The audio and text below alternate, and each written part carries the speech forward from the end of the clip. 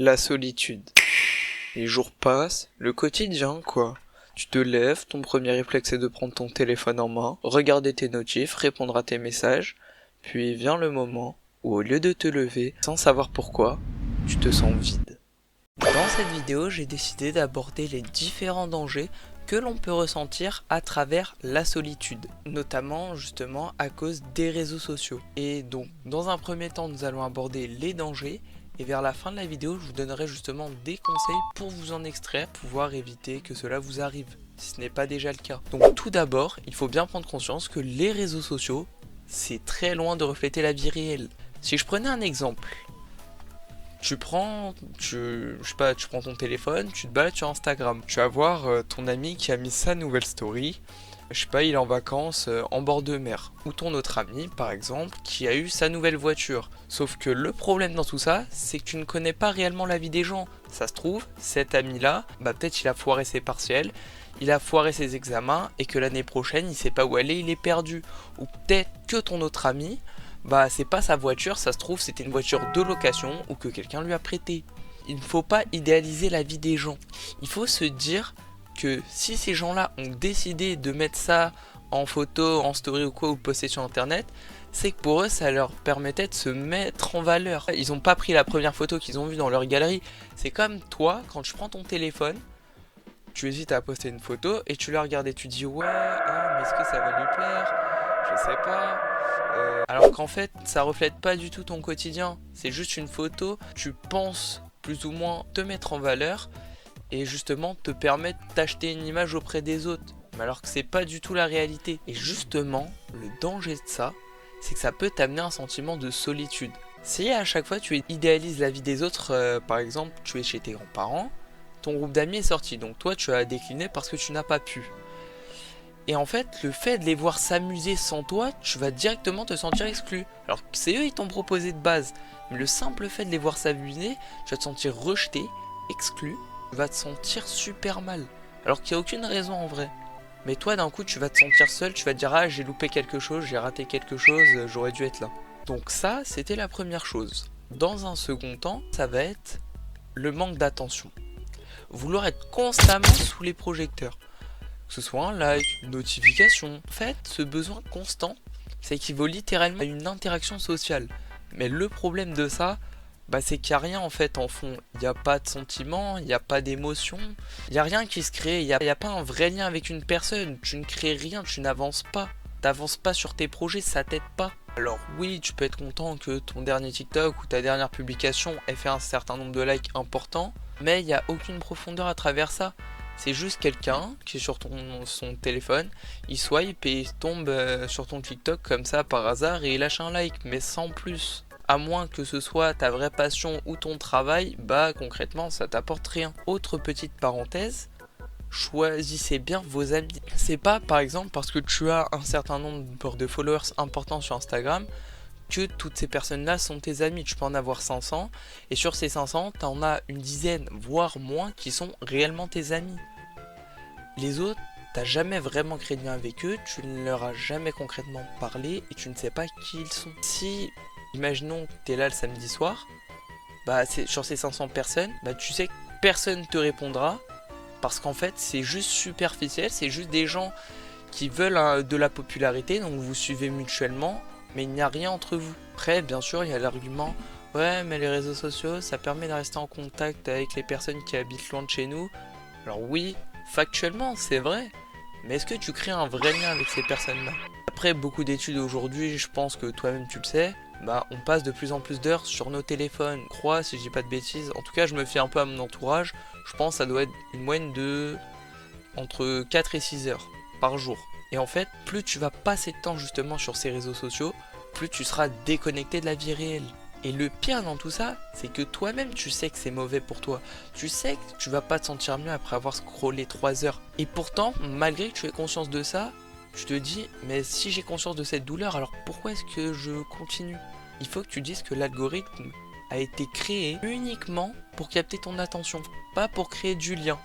Leur seul objectif, c'est de te faire rester au maximum sur leur plateforme.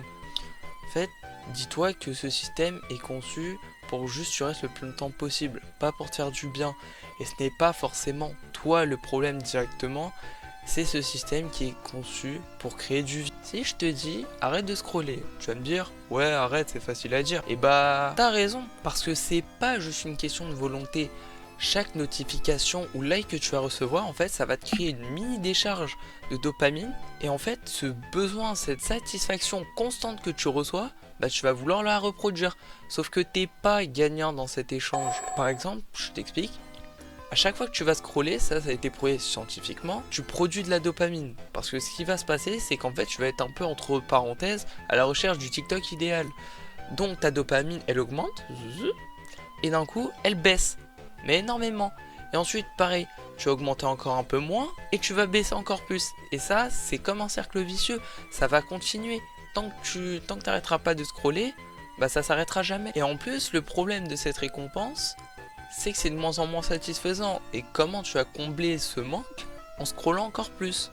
Donc c'est pour ça que j'utilise le terme cercle vicieux, parce que objectivement, tant que tu continues, tant que tu prends pas du recul, bah tu t'arrêteras jamais. Donc non, c'est pas directement un manque de volonté si tu n'arrives pas à arrêter. C'est le système qui est conçu littéralement pour ça. Après, attention, être seul, c'est pas un défaut, loin de là, au contraire. Moi, personnellement, je trouve que c'est une qualité. Ça peut être un problème si tu te sens exclu plutôt, par exemple, du groupe, ou si tu te sens vide de l'intérieur. Là, oui, il faut peut-être en parler autour de soi, demander conseil ou quoi. Mais de base, ça reste une qualité. Et au contraire, si tu n'as pas cette qualité, pour moi, c'est une qualité à réapprendre. Prendre du recul sur soi, même réfléchir à sa personne. Comme ça qu'on devient meilleur dans notre vie. Par exemple, moi actuellement, pour faire cette vidéo, soit pour la miniat, le montage, le script, tout ça, bah je me suis, entre parenthèses, je me suis un petit peu isolé pour pouvoir justement être plus productif et travailler sérieusement. Donc c'est pas forcément un manque à combler. Maintenant, en ce qui concerne les méthodes, tu t'en doutes, il n'y a pas de méthode miracle. Je vais pas te dire de supprimer tous tes réseaux sociaux du jour au lendemain, parce que toi-même au fond de toi, bah tu sais que c'est pas réaliste. Et qu'en vrai, bah ça sert à rien. Si je devais te donner concrètement quelques petits conseils, ce serait déjà de te concentrer sur toi-même. Comme j'ai dit en début de vidéo, ça ne sert à rien de forcément se concentrer sur la vie des autres. Réaliser ses propres objectifs. On n'a pas tous commencé pareil, on n'a pas la même vie. Et vous partez sur un pied d'égalité, alors là, oui, effectivement, tu as raison. Mais sur les objectifs de ta vie en général, tu ne sais pas ce qui se passera dans le futur. Tu ne peux pas te comparer à ces gens-là directement. Il faut que tu donnes des objectifs à atteindre. Il faut que tu aies un but dans la vie. Et surtout que tu donnes le meilleur de toi-même et que tu sois ambitieux. Par ailleurs, comme j'ai dit un peu en début de vidéo aussi, plutôt que d'entretenir trop de relations dans lesquelles je ne crée rien, choisis un groupe de personnes, que ce soit entre 5 et 10 personnes, qui te permettent justement d'avancer dans la vie et te tirer vers le haut et non de te rabaisser. Et justement, ça te permettra de peut-être réaliser tes objectifs, de pouvoir répondre peut-être à des doutes que tu as sur ta vie, etc. et d'avoir un entourage meilleur pour toi. Et la dernière méthode, alors ça personnellement je ne la pratique pas, mais j'ai quelques personnes dans mon entourage qui le font. C'est tout simplement, tu vas acheter un carnet et dedans tu écris ce dont tu es reconnaissant et ce dont tu es fier d'avoir accompli. Par exemple, tu prends ton carnet, tu écris je suis fier d'avoir réussi mon premier 10 km, ou encore je suis reconnaissant que mes parents subviennent à mes besoins chaque jour.